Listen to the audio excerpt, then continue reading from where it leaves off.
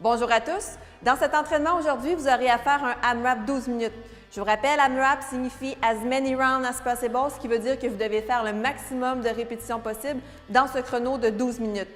Vous allez faire 3 exercices dans ce chrono de 12 minutes. Vous allez commencer par 30 air squats, 20 sit-ups et 10 push-ups. Je vous rappelle la modification pour les push-ups, ce sont des push-ups sur les genoux. Alors voici maintenant comment exécuter les mouvements. Pour exécuter le squat, vous allez commencer par positionner vos pieds largeur des hanches, maximalement largeur des épaules. Vous allez ensuite garder le poids sur les talons, serrer les abdos, engager les fessiers, amener les mains à la hauteur des yeux pour vous servir de balancier. Vous allez pousser les fesses vers l'arrière pour débuter votre squat. Donc ici, on veut voir toujours une belle ligne droite des épaules jusqu'aux hanches. Vous allez descendre dans votre squat. Vous allez venir briser le parallèle. Donc on veut que la ligne des hanches ici soit plus basse que la ligne des genoux. Vous allez pousser dans les talons pour venir faire la remontée et faire une extension complète au niveau des hanches. Lorsqu'on descend, on garde toujours un dos droit, donc une ligne droite des épaules jusqu'aux hanches tout au long de la descente et tout au long de la montée. On veut toujours avoir les abdos serrés et le poids dans les talons.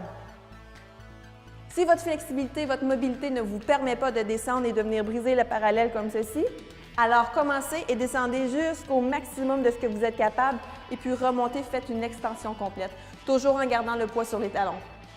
Alors voici la démonstration pour le sit-up. Vous allez commencer par venir positionner le hamate au commencement des fessiers ici. Gardez les abdos serrés, donc on veut toujours voir une belle ligne droite des épaules jusqu'aux hanches. Pour le positionnement des pieds, vous avez deux façons. Soit vous déposez les pieds au sol directement comme ceci, ou encore vous mettez les plantes de pied ensemble collées. Vous allez venir vous étendre au sol pour venir amener les épaules en point de contact au sol et toucher les mains au-dessus de la tête au sol également. Le but, tout simplement, c'est de venir toucher la pointe des orteils avec les doigts.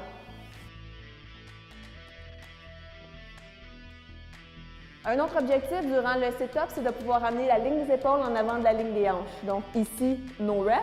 Ici, c'est une bonne rep. Pour exécuter le push-up, vous allez venir en position planche au sol. Alors, on dépose les mains au sol, on vient serrer les abdos, engager les fessiers et on veut voir une belle position planche, donc on veut voir une belle ligne droite des épaules jusqu'aux pieds. Si vous remarquez ici, mes poignets sont en ligne avec mes épaules. Le but, c'est d'amener la poitrine au sol directement.